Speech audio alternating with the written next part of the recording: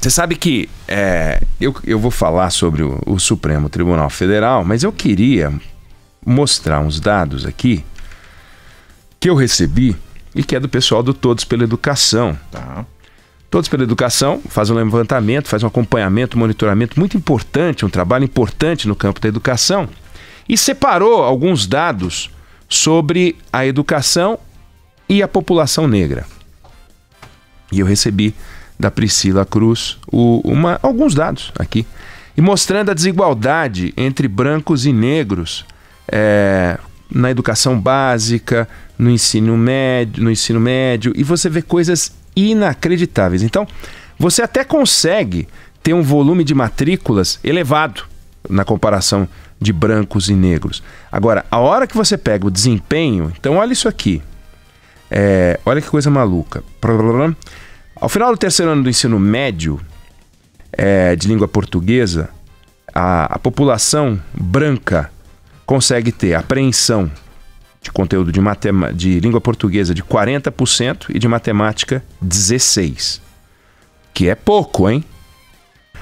Aí quando você vai para a população negra, você cai para, em vez de 40% de apreensão de conteúdo de português, cai para 21%.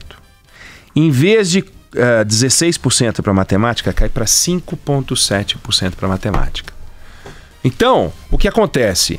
A população negra está exposta a uma oportunidade de apreensão de conteúdo e, portanto, um nível educacional muito, mas muito inferior à média da população branca. O que isso vai produzir? Se no Brasil, em relação aos outros países, a gente está ficando para trás, dentro do Brasil é visível isso. Esses dados são acachapantes. Não dá para dizer, não, isso aqui é uma interpretação enviesada. Todos pela Educação não é Todos pela Educação negra. Você não pode dizer que o Todos pela Educação tem uma campanha e eles estão... Não, o corte dos dados que eles fizeram mostra a situação em que a gente está. E isso não é andar na rua e você está dentro de um shopping e ser alvo de racismo, não. Você está perdendo a oportunidade de, a partir da sua infância... Aí eu falei dado do ensino médio, poderia ter falado dos outros, mas já a partir da sua infância, você vai sendo travado, bloqueado, o seu avanço vai ficando para trás, a sua oportunidade de fazer renda vai ficando para trás. E se somam todas as outras manifestações de racismo. É impressionante esse dado e era importante a gente falar no dia da consciência negra em muitos municípios, não é no Brasil inteiro, mas em muitos lugares do Brasil. É uma segregação silenciosa, né? Silenciosa, com dados gritantes. Exatamente. Né? É isso.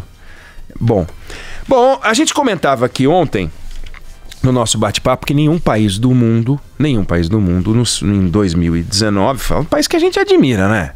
Tô falando da Síria, que esses países que estão conflagrados, eles têm tanto problema para resolver que este que eu vou falar, eles vão falar, mas pera, você tá louco? Nada contra o povo sírio, né? Não. Eu me refiro à situação institucional, né? Situação institucional. Como é que você vai comparar com um país conflagrado, com um país com outros, com reconstrução, países africanos que vivem uma situação de desespero, em que, enfim, então países que você pode olhar para a estrutura e falar, não, estrutura admirável, organizado, países ricos. Nenhum país rico desses, que você vai passar férias, ou gostaria de passar férias, investiu um segundo na discussão sobre a hora de prender bandido, a hora de prender condenado. É ridículo, fizeram isso há 50 anos, há 100 anos, e a gente resolveu fazer isso há 2 semanas, né? A gente acabou essa discussão há 2 semanas, não há 100 anos. E eu também comentei que nenhum país do mundo discute agora se o Ministério Público pode ou não receber informação com autorização ou sem autorização judicial, qual é a forma, porque também fizeram isso há 50 anos, há 100 anos, e a gente não. A gente começou a fazer em julho, quando o Dias Toffoli deu uma liminar travando todo o fluxo de informação que seguisse em direção ao Ministério Público, dos órgãos de inteligência, Receita e COAF, sem autorização. E agora a gente está votando hoje, tá agora, tá lá, né? Tá rolando. Tá rolando.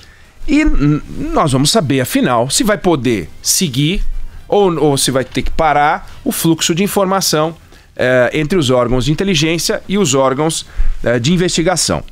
O antigo COAF, atual UIF, e a Receita Federal para o Ministério Público. A votação não acaba hoje, não tem como acabar hoje, Felipe. Só se a gente mudar de nome, bicho. Não vai acabar hoje. Por 2 motivos. Vamos lá. Primeiro motivo, a gente já falou aqui, os ministros falam demais. Parecem 11 Milton Neves. Eles ficam citando Deus e o mundo, falam da escalação de todos os tribunais superiores, igual o Milton Neves. Inventam, falam que quem fez o gol foi um cara que nem joga. Exato. Aquelas coisas do Milton Neves. Os ministros, não estou acusando os ministros de inventar, que senão eles vão me processar. Milton Neves também não me processa por isso, mas é visível, todo mundo sabe. Milton é nosso. Milton é nosso. E desde que apareceu a transmissão ao vivo, esse troço só piorou. A gente fez a conta aqui, é um livro por julgamento. 350 páginas por julgamento, se você somar os votos deles todos, que poderiam se resolver assim, em 10 minutos, se eles fossem mais práticos. Bom, o outro motivo é que essa discussão, ainda que ela seja mais chata, é muito menos interessante do que cadeia ou não cadeia. Cadeia já ou cadeia amanhã? É mais vibrante. Claro. Mas ela é mais complexa. Porque o cadeia já ou cadeia depois é simples, é assim. O ministro fala, mas ele diz, segunda instância. O outro fala, diz, trânsito em julgado. E acabou. Então você faz a conta, 6-5, acabou, agora é trânsito em julgado. Aqui não. Aqui não é só pode passar informação sem autorização judicial ou não pode passar informação sem autorização judicial. Não é tudo ou nada.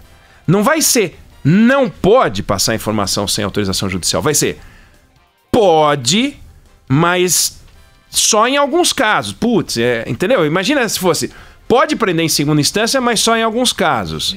Agora, trânsito em julgado, mas só... Aí virou uma bagunça. Aqui vai ser meio que uma bagunça. Não porque eles estejam bagunçando, é porque é complicado mesmo. Vê, se você disser todo o trânsito de informação que sai do COAF ou da Receita Federal para o Ministério Público precisa de autorização judicial, você parou o fluxo de informação.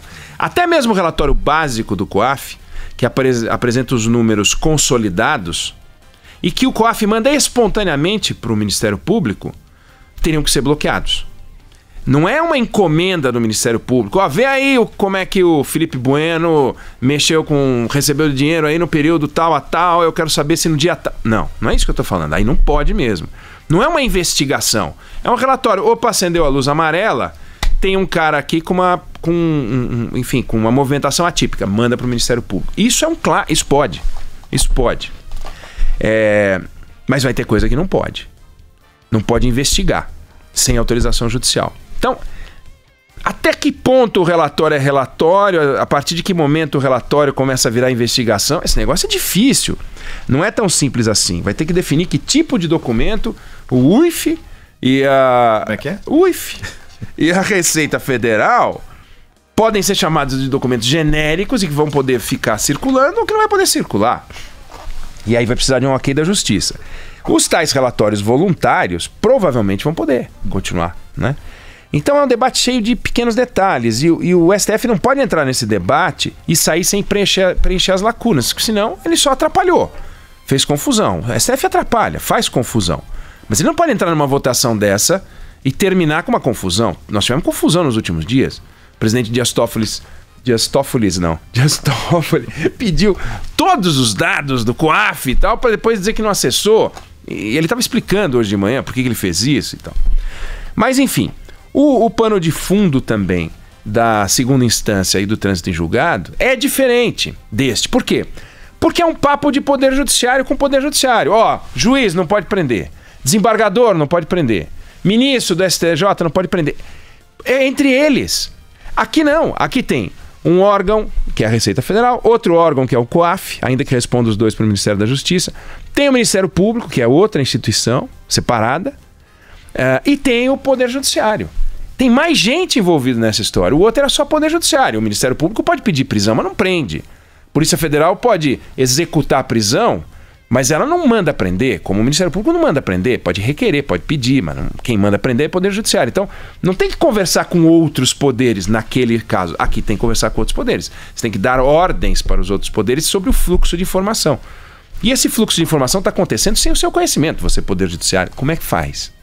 Então tem que estabelecer regras. Essas regras deveriam estar em leis, resoluções, decretos, mas é meio frouxo o Brasil nessa área, é complicado. Então vai lá de novo, Supremo Tribunal Federal, preencher uma lacuna do poder legislativo. Bom, é isso que o Supremo Tribunal Federal vai ter que organizar agora. Se por um lado dá vergonha imaginar que deveriam ter resolvido isso há 50 anos, há 100 anos, por outro lado, esse debate tinha que acontecer um dia, porque não aconteceu, fazer o quê? Só porque tinha que ter acontecido há 100 anos não vai acontecer mais? Tem que acontecer. E a gente precisa definir a linha justa, estabelecendo a diferença entre o que é desejável, que é o Estado ter um sistema de investigação, e o que é detestável, que é o Estado ter o poder de fazer o que quer. Então, entre o desejável, que é poder investigar, e o detestável, que é o poder absoluto, o Supremo Tribunal Federal vai ter que arbitrar isso aí. Vai ter que mexer. E aí é que vai ter que definir. O nome disso é limite.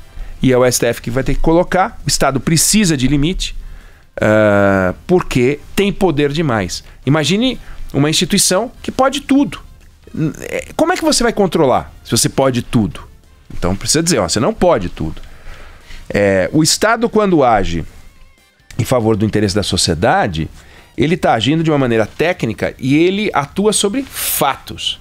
O Estado, quando age de uma maneira descontrolada, sem um sistema, sem uma supervisão, ele age sobre pessoas físicas e jurídicas. Não sobre fatos, sobre pessoas físicas e jurídicas. Aí ele sai caçando. Não que o Estado faça isso, necessariamente, mas podendo fazer já não pode, já não dá. Não pode deixar poder fazer. Já é uma violência. Já é uma violência. O direito de fazer. O direito é assim, a liberdade para fazer. Não pode ter essa liberdade. Tem que ter um controle. E claro que essa discussão começou por causa do Flávio Bolsonaro, o ex-COAF, isso tudo. Mas a gente vai perceber ao longo do dia, de hoje e de amanhã provavelmente, que a grande preocupação também está com a Receita Federal. Não é só COAF. O COAF, os números mostraram que eles foram apresentados como se fosse uma coisa do outro mundo, mas foram 900 e poucos relatórios. Não é nada demais. O ministro Dias Toffoli ainda falou 2.000 pedidos para cá. 2.000? Nós estamos falando de, no período de 3 anos, 6 bilhões de operações bancárias. Não é uma coisa relevante. Mas a Receita Federal, ela tem um poder incrível. Incrível. E mais, a gente teve denúncia de abuso dentro do Supremo Tribunal Federal, envolvendo o ministro mais odiado do tribunal, que é o Gilmar Mendes. Em fevereiro agora desse ano, ele mandou um ofício para o Dias Toffoli, afirmando que ele era alvo de um caso de abuso de autoridade. Imagina se isso não vai voltar no julgamento. Vamos ficar falando só de COAF, de Flávio Bolsonaro. Isso aqui vai voltar. Abuso de autoridade por parte da Receita Federal. Ele pediu uma atitude. Ele era alvo de um procedimento da Receita Federal que apurava focos de corrupção, lavagem de dinheiro, ocultação de patrimônio e tráfico de influência. Peraí, a Receita Federal? Isso aqui é a investigação para o Ministério Público. Como é que a Receita Federal estava atuando neste foco? Bom, o documento da Receita falando da investigação foi divulgado pela revista Veja, junto com a informação de que um auditor fiscal investigava esses indícios de crimes, que não é atribuição da Receita Federal. Não é. Aí, em resposta ao ofício do Gilmar, o Toffoli solicitou ao nosso ex-secretário do Imposto Único, o Marco Sintra, que era o secretário da Receita Federal, e para o Paulo Guedes para tomar providência. Como é que tem um órgão aí? Aí, a revista eletrônica Consultor Jurídico descobriu que uma equipe chamada Equipe Especial de Fraudes, que os caras criaram um negócio lá dentro, estava investigando outros 134 agentes públicos. Ué, como assim? Né? E isso é um problema. Isso aqui vai voltar. Vai voltar. Isso aqui estava lá brotando, fervilhando nas panelas do Wessel. E aí, como é que pode? A fogo brando. A fogo brando. Até a hora que vazou pela imprensa, a Veja deu, o consultor jurídico deu mais detalhes, o Gilmar Mendes gritou, foi pro Toffoli, o Toffoli falou com o Imposto Único, falou com o Paulo Guedes, aí a coisa parou. Mas vem cá, e se não é o Gilmar Mendes que faz um barulhão, que tem acesso ao Dias Toffoli? Se é um não Gilmar Mendes sem acesso ao Dias Toffoli, isso aí tá frito. Então, A gente viveu até 1985 um Estado ditatorial que durou 20 anos. A oposição ao Estado ditatorial é o Estado de Direito, né? E isso é uma conquista.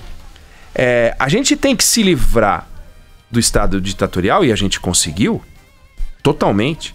Mas a gente estabeleceu algumas estruturas de um Estado imperial. E aí a gente criou uma confusão, porque nem é ditatorial, mas também não é de direito, é imperial, mas como é que você... Então, o Supremo Tribunal Federal vai ter que olhar para essas estruturas e falar, se uma estrutura pode cometer excessos, ela cometerá excessos, como é esse caso da Receita Federal mostra. Se uma estrutura pode cometer excessos, eu tenho que saber quem integra aquela estrutura e, portanto, as instituições não estarão acima das pessoas e o meu regime não vai funcionar direito. Eu tenho que ter um sistema em que, não importa quem esteja pilotando o automóvel ou ocupando o automóvel, as coisas funcionam porque as regras institucionais são boas. Claro que numa pequena organização, uma microempresa, as pessoas são mais importantes do que os processos. Porque o dono está no balcão, o sujeito pede, põe mais leite aqui, o cara pega, põe mais leite. É tudo no improviso, mas não dá para fazer isso no Estado. Até porque o Estado recebe o nosso dinheiro para nos organizar e a gente quer que ele nos organize segundo os nossos interesses. Quando a gente começa a ter que se organizar, não ele se organizar, para que a gente sofra, aí é complicado. Então, pelo visto, mais uma vez, o Legislativo abriu mão, que é uma pena, o Supremo vai entrar numa discussão longa, complexa, mas a gente vai sair daí, ainda que com atraso secular, melhor do que a gente entrou.